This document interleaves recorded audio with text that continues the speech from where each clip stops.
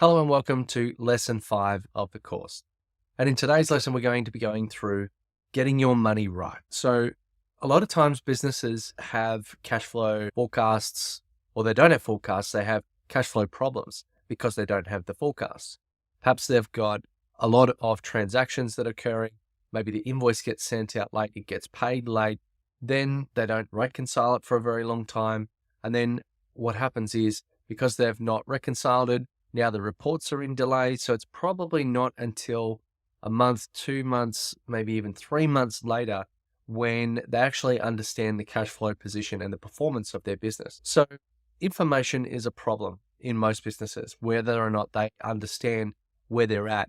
And this can go both ways. Not only does it show you a bad performing company long after the fact that it's been poorly performing for a long time, and now it's kind of too late to do anything to fix it. It can also go the other way. Maybe you've had some success and it's not really clear immediately, but you're getting more profitability. You could be doing some excellent things for a little while and go through a burst of profit, and then it drops off for whatever reason.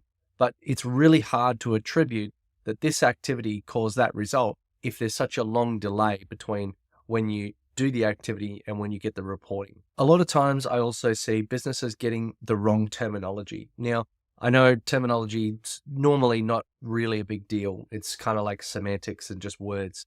But in accounting, it's actually very important, because if you can talk about the same thing with the people around you, then it makes sense. I once heard someone say the word profit when they were really referring to revenue. Now, the reason why this is a problem is because you could be making $1 million, but you can also be making $1 million cost. Or if you sell something for $1 and it costs you $2 to make, then using the word profit is very much the wrong way to go about it. So there's a couple of ways to break down the term profit as well. So not only revenue, which is your total number. So I sold 10 things for $10. Therefore, my total revenue is $100. But then from that, there are two kinds of profit numbers. So one is your gross profit. So if I sold an item for $10 and it cost me $5 to make, as in the total goods of the product itself, then my gross profit is $5. Now that is the budget that I then have to apply to all my operational expenses. After I've calculated all my operational expenses, wages, storage costs, rent, light, power, heating, etc., then I have my net profit. Then you can also break that down further to be net profit after tax, because you should definitely be considering how much money you've made after the tax man gets their cut. And sometimes profit that shows on the balance sheet or on the profit and loss is not actually the profit, because maybe there are some expenses that have not really come out of that yet. So cash and profit are two separate ideas. So cash is the money that you have in your bank account, the resource that you can deploy right now. But profit may be different, because tax doesn't show up as cash. It doesn't show up as a cost on the profit and loss until you have paid it out later. You might also be taking director's fees that are not being calculated as profit. They will be once your accountant does the tax finalization at the end of the year. But in the short term, you might have an excellent looking profit and loss just because a few other numbers haven't been processed yet. So you really need to get clear on what your numbers are, what your numbers are not, and to be really crystal clear on the terminology, because that is going to be how you interact with the other financial specialists that work in your business. It could be an internal admin, it could be a bookkeeper, or it could be an accountant or advisor. Now, you also need to be aware of calculations when you're trying to work out how much money you need to make to have a viable business. Not only do you have to have a gross profit, your gross profit has to be enough to cover your operating expenses, and then you still need to have enough at the end of that to be your end of day profit, the money that you make after everything is said and done. Now, I highly recommend that you become part of the operational expenses. You pay yourself a wage, or you allocate an amount of money to yourself on a regular basis for director fees. In any case, it should be something that you are consistently withdrawing from the business. So one, you are not living hand to mouth. Two, you can give a realistic expectation of what someone else might get from the business when they buy or acquire it from you. You also need to look at your margins on products and services. So if you're not making enough margin, then it's not going to cover the operational costs. The operational costs are going to be there no matter what. And generally those are fixed costs and they don't change. So you need to increase the sales volume and your margin to then make sure that you've got enough left over after everything is said and done. Your margin calculations are probably the most important thing in your business, because if you're selling a product and you're not making money on it, then there is no point being in business. A decent margin, if you're providing a service, for example, you might look at a 50% margin. That means in a $100 product or a $100 service, you're making $50. That's the margin, the 50%. That's the gross profit. So yes, there are multiple terms for the same thing. However, there are different occasions when you would use them.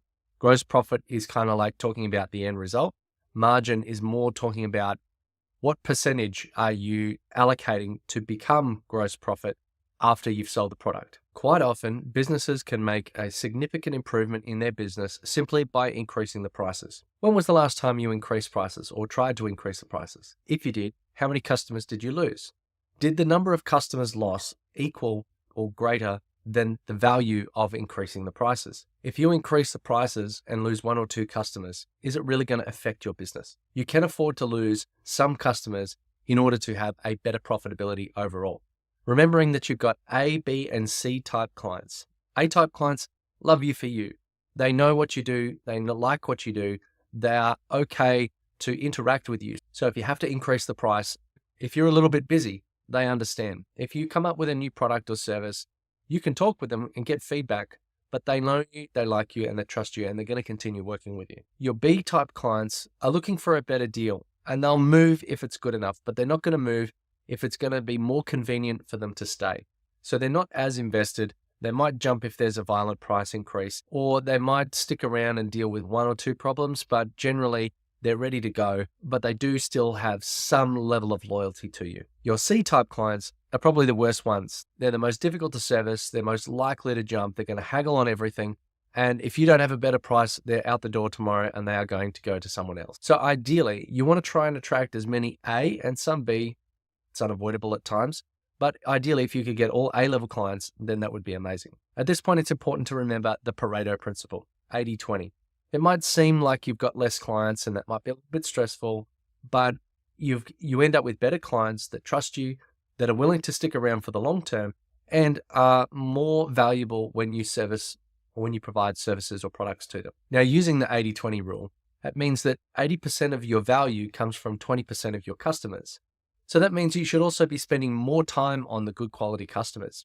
If you go and spend a lot of time and money on people that are not a lot of value, you can't then go and spend that time providing great quality services to the clients who love you and adore you, who are easy to work with and that pay good money and don't complain. So where would you rather spend your efforts? Is it with the ones that take a lot of energy, or with the few that take very little energy, but then you can go above and beyond and provide amazing service and everyone's happy at the end of the day? So as a business owner, in order to remain profitable, you should be working on a few things simultaneously.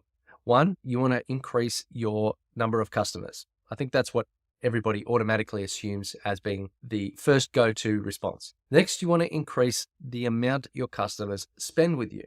Now, you might think that if I get more customers, I'm going to get more money. Not always the case. If we go back to the profit and margin, that energy, that 80-20 rule, it's actually going to be a little bit more frustrating having more customers sometimes.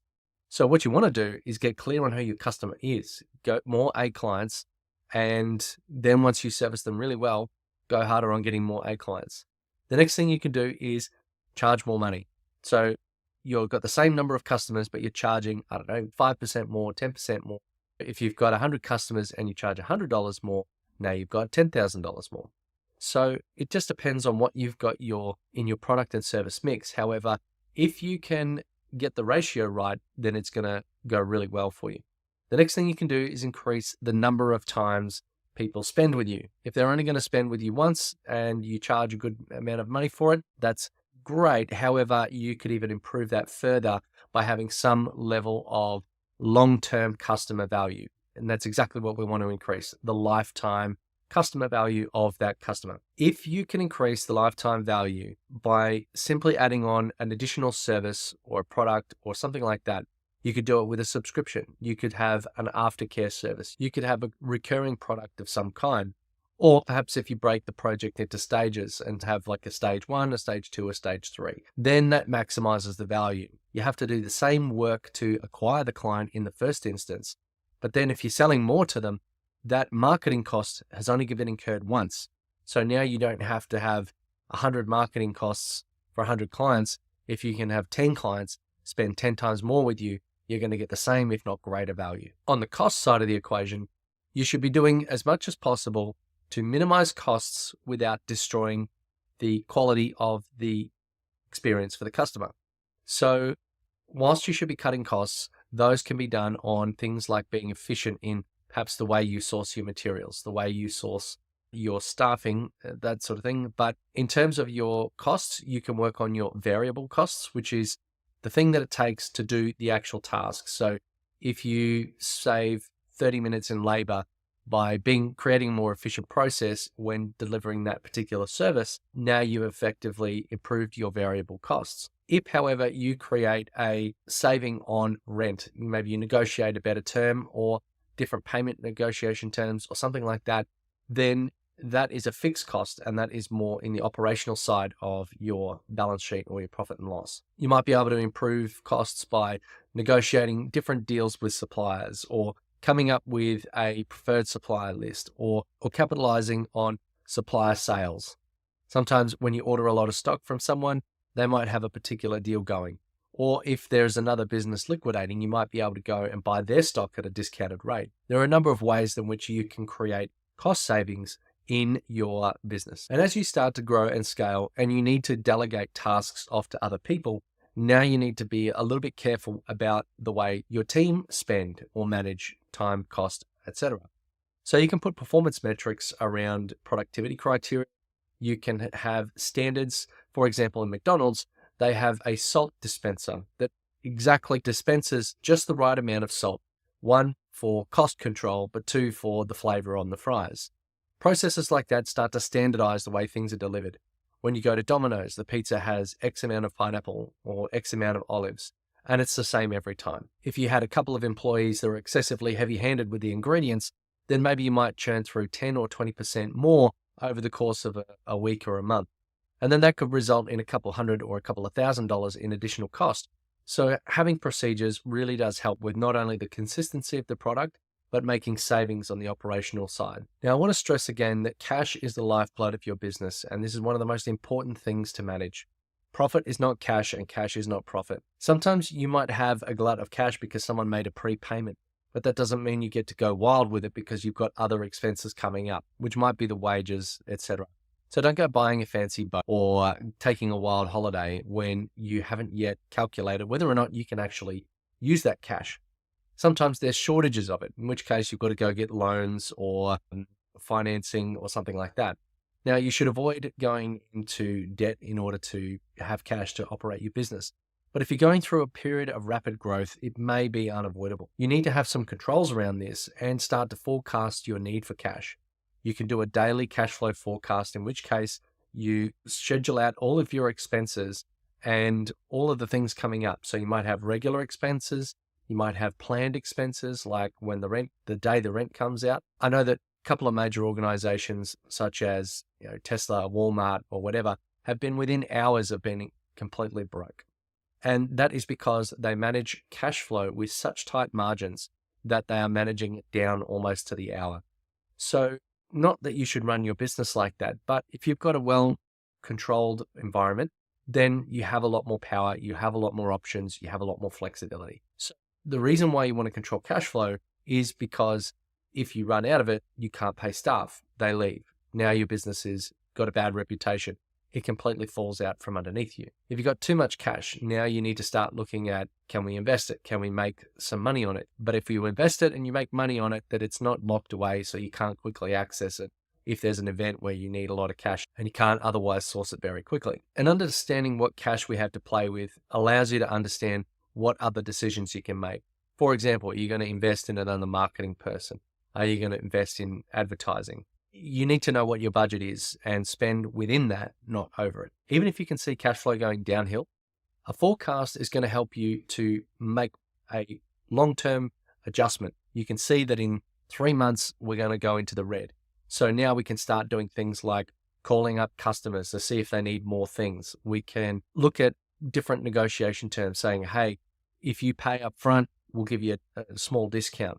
You can start to take action today to avoid getting into the red zone in the future. And sometimes by having that advance warning, you can completely avoid what would otherwise be a bad situation. Some businesses have seasonality, and you need to think about that in advance. So it might be based on your geographic location or your type of business. For example, the tour industry has a lot of seasonality. You might have a lot of work on during peak season and then nothing for the rest of the year. So you need to allow for the cash flow to be able to keep the lights on in the time that you don't have that season peak. So getting back to the conversation of margins, I'd like to give you a mantra, and that is never discount, always value add. The moment you compete on price is the moment you start signing your death warrant as a business. You need to start thinking about profit as a right. You are allowed to make a profit. You are allowed to put food on your table. You need to make a profit. And if you don't make a profit, you're not in business, you're a charity. Even charities need to make profit. And instead of using that as a profit, they just redistribute it into certain initiatives. So you need to be making money so that you can afford to continue to provide amazing service for your customer. Don't ever feel that you have to discount your services or rates. If they say they can get it cheaper elsewhere, then use certain sales scripts you can go into in order to evaluate the competing quote with yours. Maybe you could ask them, if it was the same price, who would you choose? And get them choose based on value rather than price. And then try to remind them perhaps there is a way to get the job done within their budget. Maybe you just need to renegotiate the term. We could do it at that price, but we need to remove this, that sort of thing. I once worked with a security company. They had a camera sales business and they would go door to door selling security cameras. So one day they decided they were going to pack up shop, and I spoke with them and they basically said that we're not making any money. We can sell, no problems, but we're not making any money. So I simply said, double your prices tomorrow and see what happens. They went door to door again, and they still sold cameras, the exact same product, the exact same approach, and they still managed to sell the exact same number of cameras. So all they did was increase their price. They doubled it. And so I said, well, why don't you double it again? So they doubled it again. And I took them another 11 times of doubling their price. So they were so low that they weren't making any money, but they doubled their price 11 times before they started to see a drop off. And then after that drop off, they just brought it back one. And then they saw that the sales picked up again. So there is a point at which the sales are more efficient at a higher price. And if you increase it too much, you will see a drop off, but sometimes that's not a bad thing. A small drop off with a higher price point actually makes it easier to serve the fewer customers and you become more profitable. You put the price up yet again, then you see too much of a drop off. Now you've gone too far. So you need to strike the right balance between the two. But once you understand your margin and your profitability, and again, going back to that Pareto principle, maybe you can serve half the number of customers and still make the same money. It makes sense to do that because now you have less stress. It's a lot easier to do the job. You can provide a better service to the customers that you do have. And now you have greater capacity to take on more work. So after you've made the sale and you've sent out the invoice, well, now you need to collect the funds. Now, ideally, you want to try and minimize your credit policies. And that means trying to collect money upfront where possible. If you go to a coffee shop, they don't send you an invoice. You generally pay upfront. Sometimes you go to a restaurant and it's a different kind of thing. It's more of a sit-down affair. And generally, it's a restaurant as well. They're not just going to do that for coffee. They need to be high volume, low fuss, low admin. And it's much easier if you just quickly tap and go. So now when you're doing a service, it shouldn't really be any different. There's generally no reason to give someone an invoice unless you already have a trade relationship with them.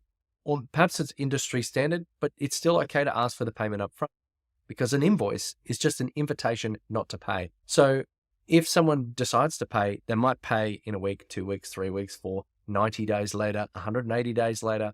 And sometimes when working with very large organizations that are very complex, it might be their policy to wait 180 days. and then complain about something on the invoice. So then you have to go back. And by that time, you've spent so long, your notes have disappeared, you've forgotten what it was that you did with the client. It's really hard to justify, and it makes it really easy for them not to pay. So you really need to try to collect those funds as soon as possible. And the more proactive you are about it, the more likely you are to collect. If you are proactive and you start making those calls within your terms on time, then it's going to be a signal that you're not someone to muck around with. If you leave it, they're potentially going to let it drag out and let it drag out. The key is to set the expectation early. There are other things you can do, such as invoice financing. If you need to get some cash flow in the short term, you have the ability to add payment interest, although sometimes that's not enforceable in court. Then if you want, you can look at a credit collection process where an escalation of force, where maybe you make a few calls, then after a certain point, you hand it off to a debt collector. And then after a certain point, you've then got trade credit insurance and things like that. There are credit checking systems that allow you to search the person that is about to become your customer. It just depends on the size, scale, and importance of the deal. Now, sometimes when you're working with certain types of companies, they will have a credit process. In order for you to become a credit customer, you have to create a trade account. And in that process, they go and get director references, get a director's guarantee, they do a credit check on you, and then only then are you allowed to get an invoice for services or products. Otherwise, everything is up front. All too often, I see many small businesses default to 30-day terms, when really in a small business, probably 7 days is really the expectation. But even then, the average payout is probably going to be around 14 days. So it really depends, and about setting those expectations early. However, sometimes as larger businesses, you've got a process. You've got to run that through the systems and processes. It's got to go through a couple of hands before it gets signed off and paid. That's fine too. So sometimes terms do make sense, but maybe you want to just pick and choose who you give those terms to. As the large company making purchases, now you want to start looking at purchase orders. So this is a purchasing process that forces people to go through an authorization process before they actually spend money. If things have to be authorized and they have to go through paperwork in order to get something signed, they're probably not going to do it, which means that you're not going to be spending money, or at least they're going to raise the conversation with you before they bother putting in the application, because they know it's probably going to get rejected. This helps reduce random spending in business and protects the bottom line of the company. As you start to scale as well, it's important to check your supplier quality. Are they providing good quality products and services? Are they a legitimate business? Have they got all their paperwork in hand? Have you got a process agreed should anything go wrong? Now, when it comes to your suppliers, you should periodically go through and review your products and services that you're consuming as a business. If you're consuming a lot of something, you might be able to go back and say, hey, can we get a better deal here? Alternatively, if you've been working with someone for a long time, maybe there's some other way to look at a better negotiation, or maybe do more for a good deal or something like that. But also, over time, other suppliers become less relevant to you. So you might look at going, well, do we really need that expense? Alternatively, you might say, well, we've been using this person for a long time. Can we get a better deal? There are 1,000,001 subscriptions out in the marketplace, and the average household spends about $2,000 a year on unneeded, unwarranted subscription products and services. So yes, subscriptions are a great way to keep your customer locked in, but also try to stay relevant, not only for you to your customer, but you also need to look at the relevance of the subscriptions that you're signing up for to make sure that they're still of value to your business today. So if we think back to the profit and loss calculation that we talked about earlier, every dollar earned is broken down into a number of parts. We've got the base cost of what it is to deliver that service, or the direct costs. So if we're making coffee, for example, there's the cup, there's the coffee, there's the spoon that you would have used, that you allocated, the lid, the sugar, the napkin, and all of those have a cost. And the total cost might be, say, $2, but the coffee is selling for $4, which means that the margin is 50%. So for every coffee you sell for $4, you are making $2.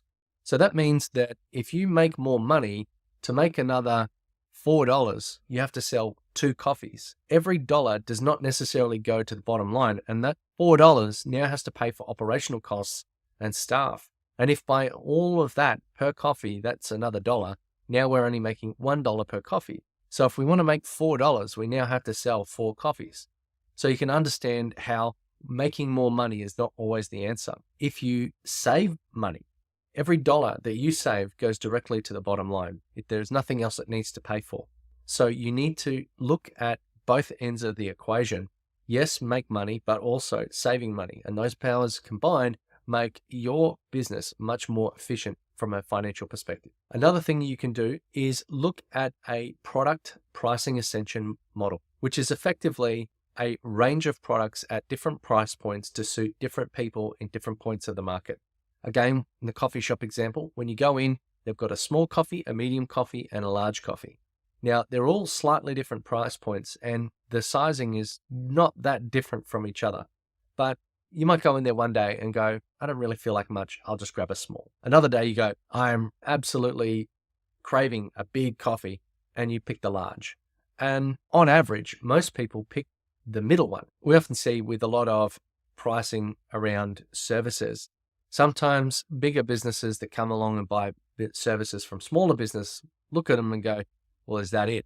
Because all of the products are aimed at a much smaller market. So, you know what? Add that $50,000 product. It may sell. If you don't have it, it's not going to sell. But if you add that $50,000 product, now that brings everything else up in the range of prestige and value. So your lower end products look more important and look better value. And your high end product, well, if you sell one, then you're going to have a pretty good payday. One of the other ways we mentioned of being more effective is your ability to increase your throughput or increase the volume of transactions that you can deal with. Ideally, digitally optimized businesses grow 5 times faster, and you can do a lot more with the same team. So you can grow your services volume and capacity without necessarily increasing headcount. So the more that you systemize and optimize the business, then the much more throughput you can have. And that means the more money, profitability, etc., from the same cost base. So if you work in a project business, one of the big killers of productivity is work in progress. And that just means that you've got a lot of projects that are partway through or half done, and they're all clogging up the system in the sense that many people have to remember many different clients and many different projects.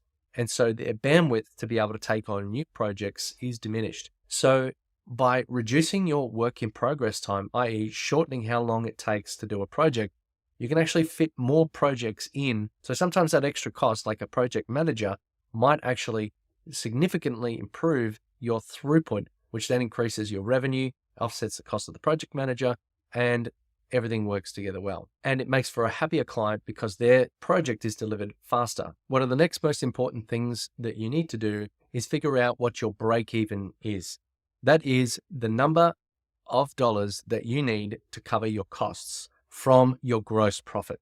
So if I'm making a $4 coffee and my margin is $2 and costs me $50,000 a month to run the operation, I then take the $50,000 and divide it by the $2. So if my operationals are $50,000 a month and I'm selling coffees for $4 and they each make $2 per unit, I then take that $2 per unit gross profit and apply it to my operationals. So my $50,000 divided by 2 means that I have to sell 25,000 coffees per month in order to make my operational costs or to break even. That is 833 coffees per day.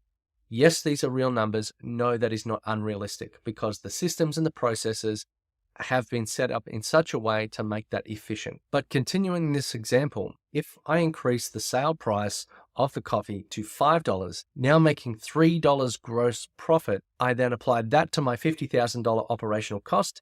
I now only need to make 16,666 coffees per month, which equates to 555 coffees. That's roughly 300 less coffees per day that I have to make in order to break even in the business. So you can see how dramatic of an impact increasing your prices can have. Now, we need to take a number of factors into consideration. Actually, the gross profit on coffee is a lot higher. However, food sales, generally the gross profit is a lot lower.